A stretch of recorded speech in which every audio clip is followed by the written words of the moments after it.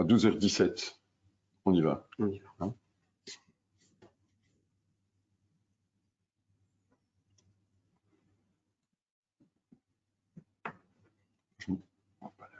« 12h17. Eh bien, bonjour à tous. Je propose que nous démarrions. Et puis, les retardataires auront bien la possibilité de se brancher en cours de présentation de toute façon. Bienvenue dans ce webinaire consacré à l'accompagnement de projet, de l'avant-projet à la réception. Nous sommes, comment dire, certains nous connaissent déjà, hein, en tout cas en tant qu'entreprise, mais on va peut-être se présenter, Laurent et moi, de façon à ce que vous sachiez à qui vous avez affaire. Je t'en prie, Laurent. Bonjour à tous, merci d'être présents. Je m'appelle Laurent Theiss et je suis l'Area Manager pour la région Brabant Wallon et Bruxelles pour les divers systèmes EPDM, mais aussi pour la partie Zinc, VM Zinc. Et je suis donc Olivier Delcourt, je suis l'homologue de Laurent pour la partie Hainaut et Namur, donc aussi bien en EPDM que pour le Zinc. Alors je propose pour la suite de la présentation, nous allons couper comment dire, la webcam pour des raisons de bande passante, mais nous reviendrons en image à la fin de la présentation. Alors, je coupe ici, voilà. Donc, peut-être vous présenter exactement qui nous sommes. Hein. Je crois que certains connaissent certainement VM Building Solutions, mais que vous dire sans trop s'étaler, nous sommes une entreprise qui est quand même renommée sur le marché hein, pour deux grands axes d'activité. Tout d'abord, nous sommes un acteur important en tant qu'importateur et distributeur de membranes EPDM en Europe. Et à ce titre, nous importons et vendons de nombreuses marques d'EPDM reconnues sur le marché, telles que Resitrix, Master System, Evalastic, Retridex et Typlon. Mais nous en reparlerons un peu plus tard. Et puis nous sommes d'autre part aussi un producteur et distributeur de solutions innovantes en zinc, et ce dans le monde entier avec la marque VM Zinc. Alors pour ce qui concerne, voilà.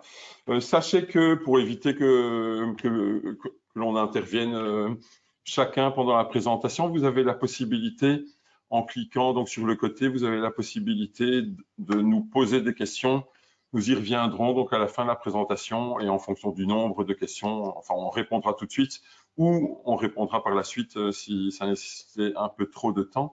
Mais donc vous avez bien sûr la possibilité de nous poser des questions et on essayera d'y répondre le plus complètement possible. Alors quel est l'ordre du jour? D'abord une introduction à l'EPDM hein, sur les avantages en particulier, on va dire les différentes possibilités d'utilisation de l'EPDM. Et puis on rentrera plus en détail sur comment on peut vous assister, vous en tant qu'architecte, par rapport à l'étude d'une toiture. Il y a évidemment là-dedans l'étude de résistance au vent, aux forces du vent. C'est vrai qu'on peut vous accompagner sur le terrain pour réaliser certains sondages. On expliquera un peu en détail qu'est-ce qu'on peut faire exactement et pourquoi. Quels sont les calculs de points de rosée qu'on peut être amené à faire en fonction d'un site, que l'on soit dans une toiture neuve ou une toiture dans un contexte de rénovation, et même des mesures infrarouges pour voir s'il y a eu des infiltrations, des choses comme celle-là. On vous montrera aussi, on peut vous accompagner évidemment pour tout ce qui est descriptif et vous mettre à disposition des cahiers de charges neutres ou pas. Nous avons évidemment un réseau de couvreurs qualifiés et certifiés. Nous y reviendrons donc dans la deuxième partie. En troisième partie, pardon, je vois aussi, on peut évidemment vous accompagner sur le terrain, aussi bien pendant les réunions de chantier que pour faire réaliser des contrôles de chantier en cours et bien entendu en fin de réalisation. Et enfin, on peut donc éditer un certificat de garantie lorsque les contrôles de chantier évidemment sont totalement positifs. Mais donc ça c'est vraiment l'ordre du jour que nous allons parcourir. Donc pour ce qui concerne l'EPDM, ce qu'on peut vous dire à ce stade-ci, c'est que évidemment si on regarde les membranes d'étanchéité qui existent sur le marché, on distingue vraiment deux grandes familles. Il y a les membranes bitumeuses avec certaines qui sont APP ou enfin des bitumes modifiés, APP ou SBS. Pour ce qui concerne le PDM, on est plutôt dans la classe des membranes en haut polymère. Et là, il y a deux grandes familles, les plastomères, qui sont typiquement des membranes moins souples que le PDM, qui vont être plus ou moins rigides, et les élastomères, comme dit bien le terme, sont des membranes dans laquelle fera partie le PDM, dans laquelle on va retrouver donc des membranes qui sont particulièrement élastiques, comme le dit bien le terme élastomère. Hop, je vois que ça bloque. Voilà. Alors, quels sont les avantages de l'EPDM? Tu peux nous en parler peut-être, Laurent? Oui, tout à fait. Ben oui, en effet, le PDM offre toute une série d'avantages, et dont le premier qui est très important, en l'occurrence, sa durabilité dans le temps. Selon une association des producteurs de systèmes d'étanchéité en EPDM, appelée la VESP, le PDM a une durée de vie prouvée d'au moins 50 ans. Et la réalité dépasse d'ailleurs même la théorie, puisque certaines toitures en EPDM ont été réalisées fin des années 60. D'ailleurs, les premières membranes EPDM, elles ont quant à elles été introduites sur le marché fin des années 50, ce qui vient confirmer l'étude effectuée par la VESP. Une des questions qui nous revient assez souvent, Olivier, concernant l'empreinte écologique, peut-être nous toucher un mot? Tout à fait. Alors, c'est aussi évidemment un avantage important auquel je crois tout le monde est de plus en plus sensible. Vous le voyez là sur le slide que le PDM a l'empreinte écologique, donc la plus petite, ça n'est pas zéro, mais qui est quand même nettement inférieure, jusqu'à 3 fois inférieure par rapport à un PVC par exemple. Et là, on parle vraiment de l'empreinte écologique au moment de la production du produit. Et puis, ce qui est important et auquel de plus en plus, évidemment, on est attentif lors des choix des matériaux de construction, c'est aussi l'empreinte écologique. On appelle ça plutôt les coûts secondaires. Donc, c'est plutôt justement quelles sont les possibilités de, comment dire, de recyclage. De recyclage, voilà, c'est ça. Quand vous le voyez, les membranes EPDM sont classées 1A, donc c'est, j'ai envie de dire, le plus favorable par rapport, parce que effectivement le PDM est 100% recyclable, ce qui lui donne un avantage particulier par rapport à d'autres systèmes d'étanchéité. Autre avantage? Bien sûr, la résistance élevée aux conditions météorologiques extrêmes, c'est donc grâce entre autres à sa grande stabilité thermique, allant de moins 40 degrés à plus 120 degrés. Donc, on va pas avoir un effet de dilatation ou de rétractation du système, mais aussi sa résistance à 100% aux UV. Donc, on n'a pas obligé de protéger des UV les membranes EPDM. Et on le voit d'ailleurs sur la vidéo suivante qui est en train d'être parcourue. Un test ici est effectué de manière disproportionnée, simulant la chute d'un grelon et de l'impact de celui-ci sur la membrane. Et comme vous pouvez le constater, il n'y a aucun dégât majeur. C'est en fait grâce à la propriété élastique de l'EPDM, comme on le signalait déjà, comme Olivier le signalait tout à l'heure, pouvant aller jusqu'à 400% d'étirement avant qu'il se déchire. Et ceci, comme on va le voir, comme on a pu le voir, de pouvoir absorber et amortir le choc. À l'inverse de certaines étanchéités, comme on le voit ici sur les photos suivantes. Ça, c'est typiquement ce qu'on peut voir sur des membranes de PDM, de PVC, pardon. Oui, oui. Voilà, exactement. Puisque effectivement, les résistances des membranes EPDM, comme vous le voyez en newton, on est au minimum, en tout cas, à 40 newtons pour ce qui concerne une membrane EPDM non armée, mais de plus en plus, effectivement, quand on conseille des membranes armées, vous voyez le réel avantage d'un point de vue technique, c'est qu'on multiplie au moins par 4, voire par 5 la résistance, aussi bien au poinçonnement qu'à l'arrachement d'une membrane EPDM quand elles sont armées. Et on le voit ici pour ce qui concerne les marques Resistrix, Master System, Typlon ou Evalastic. Et puis, il y a encore un avantage évidemment important, c'est qu'on peut travailler effectivement de façon beaucoup plus sécurisée puisqu'on ne travaille plus avec un chalumeau, hein, plus de feu sur toiture. Et Dieu sait si on a connu des incendies liés à l'utilisation de la flamme sur les toitures. Donc ici, typiquement en EPDM, on travaille à froid, soit avec des cols, soit avec des machines à souder, mais en tout cas pas de flamme. Et donc ça a un impact important aussi d'ailleurs pour les couvreurs au niveau des assurances, etc. Bien sûr, les applications sont multiples. Oui, tout à fait. Le PDM peut être utilisé, bien entendu, en rénovation comme en construction neuve, mais aussi de plus en plus utilisé pour des applications en terrasse ou en toiture récréative.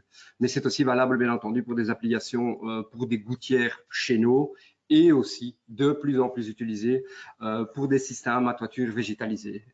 Donc, bien entendu, c'est toutes ces applications différentes aujourd'hui qui fait le succès de l'EPDM, bien entendu. Bien souvent, on pourra en reparler. Hein. D'ailleurs, ce sont en fonction du type d'application et de ce que vous avez à gérer dans le cadre d'un projet, on peut vous aiguiller vers certains types de membranes qui conviennent davantage à d'autres. Hein, tu parlais des chéneaux, gouttières, etc. Oui. On a une membrane qui n'est pas citée ici dans la présentation qui s'appelle Resistit GSK, qui est particulièrement utilisée aujourd'hui. C'est une membrane autocollante qui est vraiment très utile et pratique pour l'utilisation de ce genre d'application. Alors bien sûr, il existe différents types de PDM. Hein, les types EO, EI, EC, EB, vous pouvez les retrouver dans le CSCC, mais on a bien sûr à la base, et c'était l'origine de l'EPDM, hein, toutes les membranes étaient typiquement non armées, c'est-à-dire qu'on va avoir une couche de caoutchouc hein, synthétique, mais rien que du caoutchouc. Par contre, les membranes armées, elles peuvent prendre différentes formes d'armature. Vous le voyez, dans le type EI, il s'agit d'une armature interne avec une fibre de verre ou un treillis en polyester, donc qui est emprisonné dans la couche de PDM. Le type EC, là, c'est plutôt ce qu'on va retrouver dans une membrane telle que Master System. C'est un feutre de polyester hein, qui va être collé en usine directement en dessous de la membrane.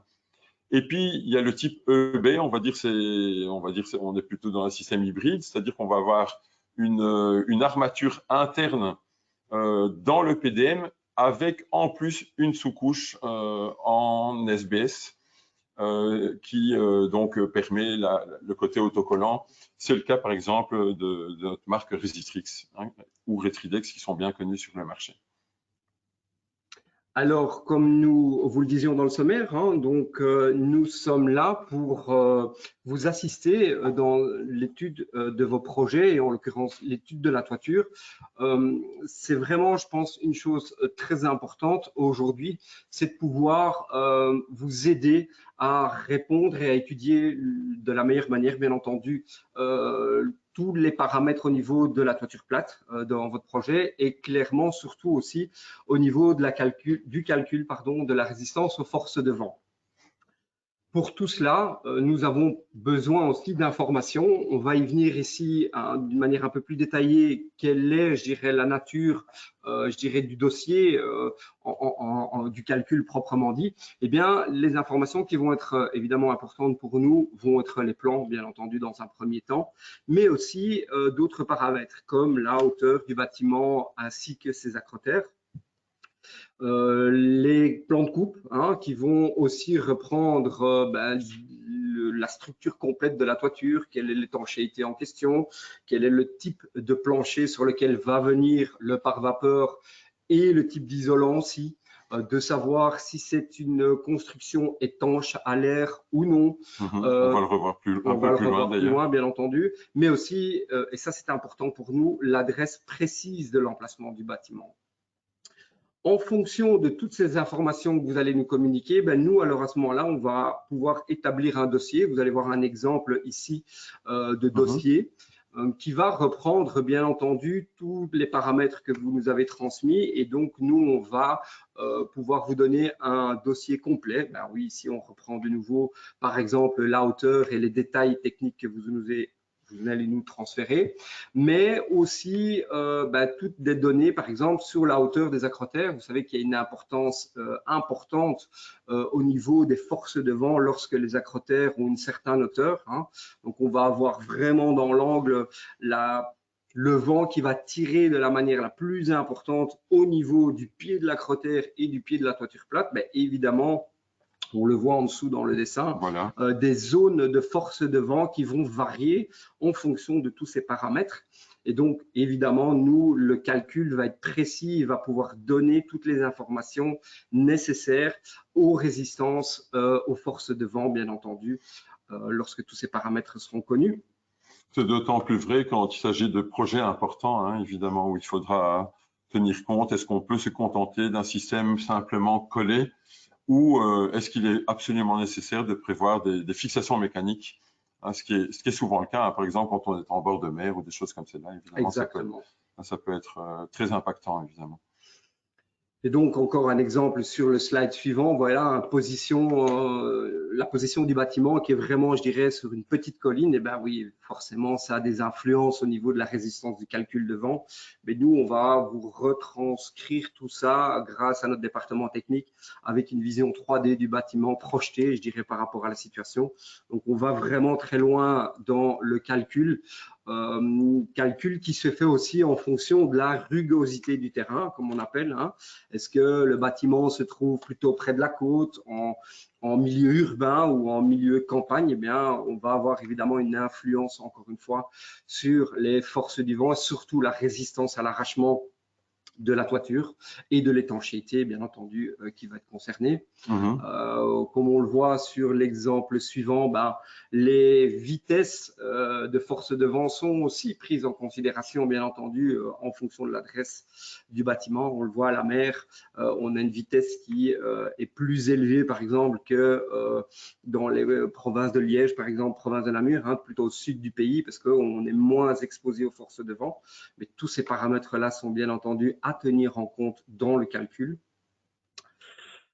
On va avoir des zones de vent qui vont varier, bien entendu. On le voit sur l'exemple du haut des zones. C'est pas très clair et pas évident à voir, Oui, mais c'est quand même, encore une fois, pour vous donner un exemple du dossier complet qu'on va vous proposer et vous offrir, bien entendu, au travers de notre service de calcul. C'est surtout ici pour les systèmes de pression, hein, comme tu le disais tout à l'heure. Tout à fait, qui vont déterminer est-ce que, comme Olivier le signalait, est-ce qu'on va simplement pouvoir travailler en encollage, est-ce que la colle va permettre de bien résister à l'arrachement au vent, ou alors on va devoir travailler avec une fixation mécanique. Comme on le voit dans cet exemple-ci, voilà, on a un descriptif complet de toutes ces forces de vent par rapport à la zone de la toiture et donc qui vont permettre de clairement vous aider dans l'étude du projet à répondre à toutes vos questions à ce niveau-là. Et vous le voyez, mais ça n'est qu'un exemple. Évidemment, c'est est-ce qu'il faut des fixations, effectivement, ou pas, et s'il y a lieu de fixer aussi bien les isolants ou la membrane, ou les deux, quel type de fixation, le nombre de fixations, hein, ce sont des choses qui sont évidemment importantes pour lesquelles on peut vous accompagner. On retrouve pas mal d'informations au niveau des résistances, au niveau de la fixation. Alors, c'est plutôt en majeure partie en encollage, dans les attachés de nos membranes, bien entendu. On a déjà pas mal de paramètres qui peuvent déjà donner beaucoup d'informations au niveau de la résistance au vent. Et donc, le calcul que nous effectuons à votre demande va permettre d'être encore plus précis à ce niveau-là. Et c'est un service qui est gratuit.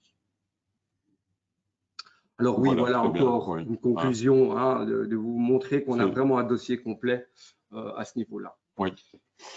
Autre élément pour lesquels on peut vous assister, hein, dans certains cas, il est utile de réaliser un sondage de la toiture, mais d'une part pour vérifier évidemment qu'est-ce qui est déjà en place, hein. Parfois l'historique ou les documents ne permettent pas de savoir exactement quel est le type d'isolant, etc., l'épaisseur de l'isolant ou le coefficient en tout cas de l'isolant qui est déjà en place. Bien sûr aussi vérifier est-ce que la membrane en cas de rénovation, c'est important de vérifier si on a encore une adhérence qui est correcte, si on part sur un principe de collage, hein, si on souhaite par exemple réutiliser l'ancienne membrane bitumeuse comme par vapeur, hein, quand il y a lieu de remettre un isolant supplémentaire par-dessus. Et donc, on peut réaliser ce type de travail donc pour vous aider. Dans certains cas, il peut être utile de réaliser un calcul du point de rosée. C'est justement dans le cas dont je parlais. S'il s'agit de remettre une couche d'isolation, d'abord, c'est important de savoir exactement quel est le type d'isolant vers lequel il est préférable d'aller pour respecter certaines règles, un tiers, 2 tiers. Comme vous le savez, quand on vient isoler au-dessus d'un autre isolant, et donc être certain évidemment de ne pas commettre d'erreur pour ne pas avoir justement un point de rosée qui serait situé à l'intérieur de la structure. Et on peut même dans certains cas réaliser une mesure infrarouge. C'est particulièrement utile si on constate qu'il y a eu des infiltrations. On le voit ici d'ailleurs sur les images. Quand il y a eu des zones de la toiture qui ont été particulièrement humides et avec certains types de vieille isolation, ça peut être utile évidemment d'en tenir compte. Alors, on peut également, à côté du calcul et des services qu'on vient de vous présenter, on est évidemment à même de vous amener, de vous envoyer des cahiers de charges. Bien sûr, dans certains cas, avec les numérotations des spécifications de la Société Wallonne de Logement. Et ces descriptifs, évidemment, peuvent être neutres ou pas, en fonction de vos besoins, marché public ou pas. Bien sûr, en tenant compte aussi de la compatibilité avec les bavettes qui, dans certains cas, doivent être insérées dans les murs creux. On peut évidemment vous donner des conseils pour effectivement prévoir dans le cahier de charge des bavettes qui sont compatibles avec les étanchéités des toitures plates. C'est un point auquel souvent, justement, vous êtes particulièrement utile puisque nous, on le voit sur le terrain, souvent les entreprises ne tiennent pas forcément compte des membranes qui vont être utilisées par les couvreurs. Et donc, là, souvent, c'est utile de bien prévoir à l'avance quel type de bavettes vont être mises dans les murs. Ici, vous avez un exemple de descriptif. La plupart du temps, de toute façon, ces descriptifs intègrent en tout cas deux produits. Ici, c'est un exemple où vous allez avoir un descriptif, un cahier de charge neutre, mais dans lequel on va avoir un descriptif aussi bien de Master System que Resitrix, puisque pour des raisons légales, il est important de laisser évidemment un choix et de ne pas imposer, évidemment, en particulier pour les marchés publics, évidemment. Ici, c'est ce que je vous expliquais. On le voit, il est important de bien tenir compte du type de bavette que l'on va prévoir, aussi bien au niveau des seuils de porte, de baies vitrées ou de choses comme celle-là, pour pouvoir se connecter correctement avec la membrane qui aurait été utilisée pour la partie étanchéité de toiture plate. Encore un élément qui peut certainement vous être utile, il est possible sur notre site internet que vous avez accès en tant qu'architecte à un moteur de cahier de charge. Alors je vais même peut-être je vais le faire comme ça, voilà. Vous voyez ici, ça c'est vraiment tel que vous pouvez le voir sur notre site internet, le moteur de cahier des charges de Resitrix. Alors après l'introduction, vous allez voir, vous avez la possibilité dans un premier temps de choisir la classe climatique du bâtiment auquel vous avez affaire. 4, vous le savez. De toute façon, en cliquant ici sur le petit œil, vous avez une explication chaque fois de qu'est-ce qu'une classe 4, etc. Mais je pense que la plupart d'entre vous connaissent ça évidemment très bien. La classe 4, ce sera pour des cas vraiment particuliers de piscine couverte, cuisine industrielle, en tout cas des pièces qui dégagent énormément de vapeur. Et classe 3, c'est souvent ce qui est choisi dans la construction d'une maison. Et en fonction de ça, je vais ici par exemple cliquer sur 3. En fonction de ça, évidemment, vous allez pouvoir encore choisir certaines options. Puisqu'on est dans le cahier des charges forcément de Resistrix, on a Resistrix, mais vous pouvez avoir l'option, toiture verte ou un système lesté. Mais ici, je vais prendre un cas tout simple où on va travailler avec du Resistrix. Il y a lieu, évidemment, alors de choisir la structure de la toiture. Est-ce qu'on est sur du béton, du bac acier ou des panneaux en bois? Si je choisis le béton, vous allez avoir encore un certain nombre de par vapeur possible que vous allez pouvoir utiliser. Alors, partons sur Alutrix, par exemple. Et ainsi de suite, en fonction du choix je ne vais pas faire l'ensemble de la démarche, mais vous pourrez constater que en fonction des choix que vous allez faire, vous allez avoir un cahier de charge vraiment sur mesure qui vous sera envoyé. Ce sont des formats en Word qui vous permettent aussi de les utiliser à votre guise. Alors, je reviens à la présentation. Donc, ça, c'est ce qu'on vient de voir. En full. Oui, voilà. Et je le remets. Alors, tu peux nous parler de notre réseau de couvreurs, peut-être, Laurent? Alors, vous avez la possibilité de nous demander aussi quels sont les couvreurs qui sont, je dirais, habitués, certifiés, qui ont déjà eu pas mal de contrôles, en tout cas sur l'application de nos différents systèmes, par rapport, je dirais, à la région où vous allez réaliser votre projet.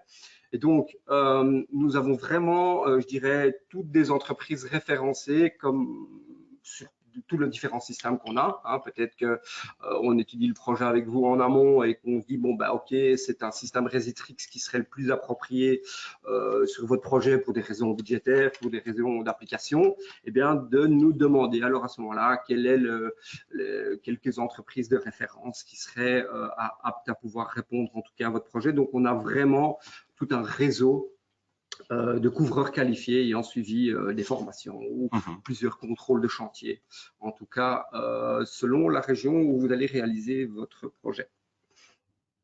Nous avons la possibilité aussi d'assister sur les réunions de chantier, donc participer à des réunions avec vous, avec le couvreur, le maître d'ouvrage par exemple, et de pouvoir aussi encadrer, je dirais, le couvreur sur des spécifications techniques ou si vous aussi vous avez besoin d'avoir une réponse à des questions au niveau de la mise en œuvre, eh bien nous avons la possibilité d'assister, sachez-le, aussi bien entendu gratuitement à toutes les réunions de chantier que vous voudriez mettre en œuvre. C'est tout à fait ça, oui. Aussi bien au début, j'ai envie de dire en amont, c'est comme dans la publicité pour les avocats. On dit qu'il faut, plus on prévoit au départ et mieux c'est. Mais donc, évidemment, en avant-projet, mais aussi évidemment en cours de projet. Et là, c'est souvent directement avec les couvreurs.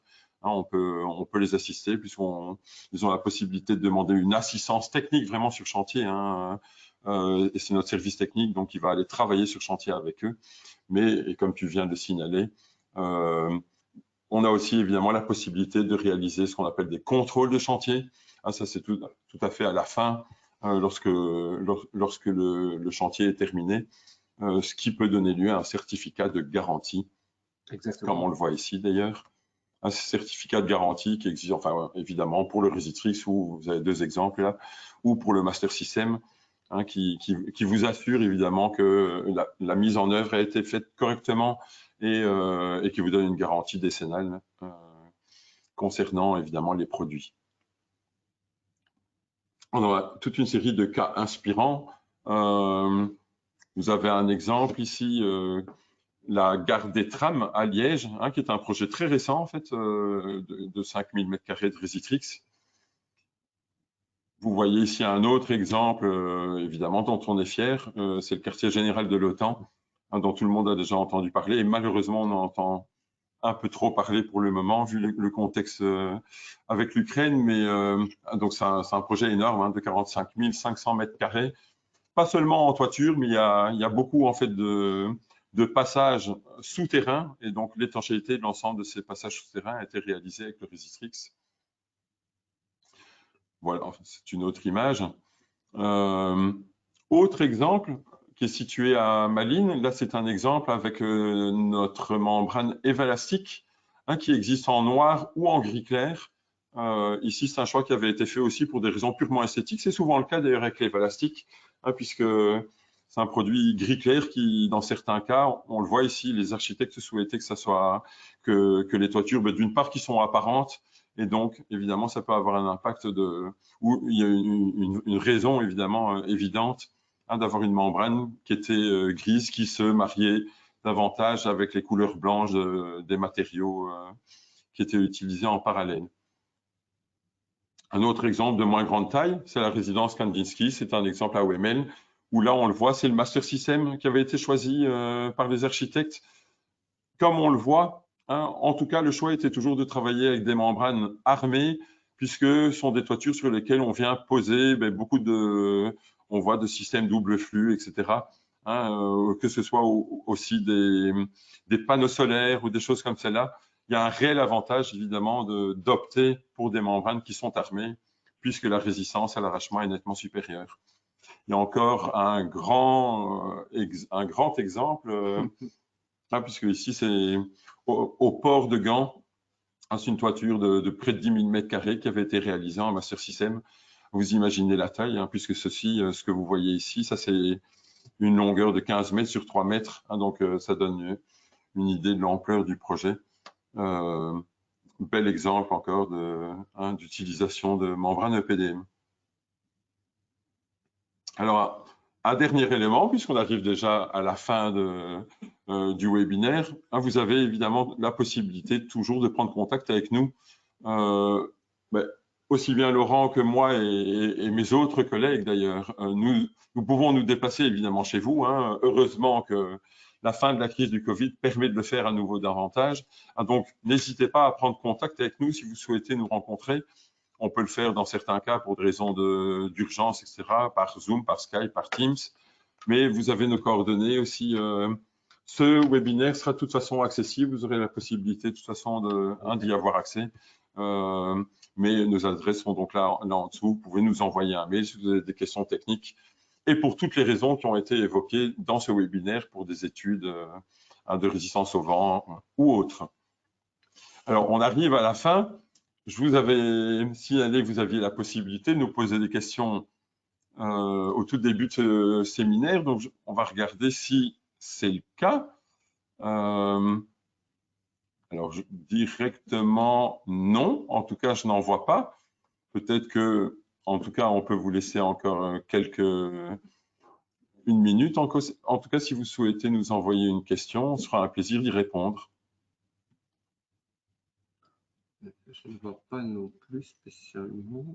J'espère en tout cas que le son était bon. Vous avez pu nous entendre tout au long de cette présentation. Alors non, je ne vois pas, toujours pas de questions qui rentrent. Donc c'est que nous avons été particulièrement clairs. Enfin, en tout cas, on va croire que oui. Mais voilà. Eh bien, écoutez, s'il n'y a pas d'autres questions, écoutez, on va vous souhaiter alors un bon appétit, puisque j'imagine que ça va être le cas pour la plupart d'entre vous. Merci d'avoir été présent, en tout cas, et au plaisir de vous rencontrer quand vous le souhaitez, ou vous savez comment vous pouvez procéder, vous avez nos coordonnées. Donc, ce serait avec un immense plaisir. Merci à vous et à très bientôt, en tout cas. Merci, au revoir à tous.